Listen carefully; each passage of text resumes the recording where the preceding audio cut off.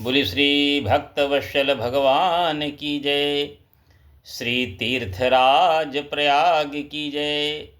आज हम चर्चा करेंगे नारद पुराण के माध्यम से तीर्थराज प्रयाग की क्या महिमा है। बड़ी ही अद्भुत महिमा है। तो शनक जी जो है नारद जी से कह रहे हैं, तो आइए हम आप सब बड़े प्रेम से इस कथा को श्रवण करें। तो शनक जी कह रहे हैं कि समुद्र पर्यंत पृथ्वी पर जो जो पुण्य क्षेत्र हैं, उन सबसे अधिक जो पुण्यतम क्षेत्र है वो प्रयागराज को जानना चाहिए।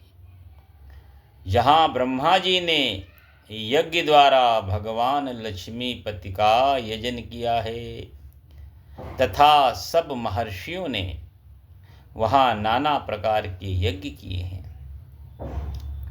सब तीर्थों में स्नान करने से जो पुण्य प्राप्त होते हैं वे सब मिलकर गंगा जी के एक बूंद जल से किए हुए अभिषेक की 16वीं कला की भी बराबरी नहीं कर सकते। आहा, क्या अद्भुत बात कही गई है। जो गंगा से 100 योजन दूर खड़ा होकर भी गंगा गंगा शब्द का उच्चारण करता है, वह भी सब पापों से मुक्त हो जाता है। और फिर जो गंगा में स्नान करता है उसके लिए तो कहना ही क्या है। आहा,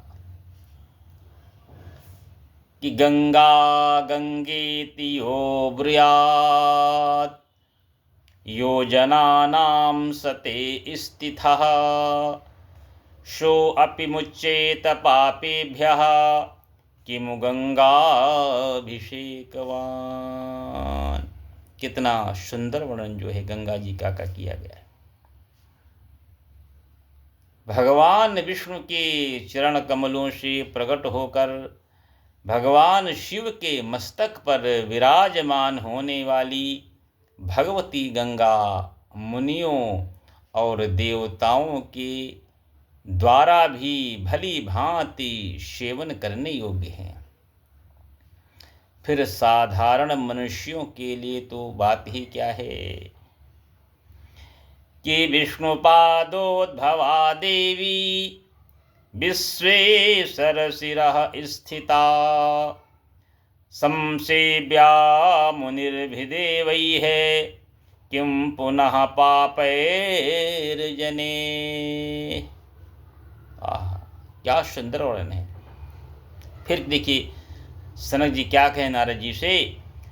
श्रेष्ठ मनुष्य अपने ललाट पर यानी मस्तक पर जो गंगा जी की बालू का तिलक लगाते हैं, वही अर्धचंद्र के नीचे प्रकाशित होने वाला तृतीय नेत्र समझना चाहिए। कहने का मतलब ये है, जो अपने मस्तक पर गंगा जी की मिट्टी या बालू का तिलक कोई लगाता है तो उसे भगवान का तीसरा नेत्र समझना चाहिए। आहा, गंगा में किया हुआ स्नान महान पुण्यदायक तथा देवताओं के लिए भी दुर्लभ है। वो भगवान विष्णु का सारूप्य देने वाला होता है। इससे बढ़कर उसकी महिमा के विषय में और क्या कहा जा सकता है।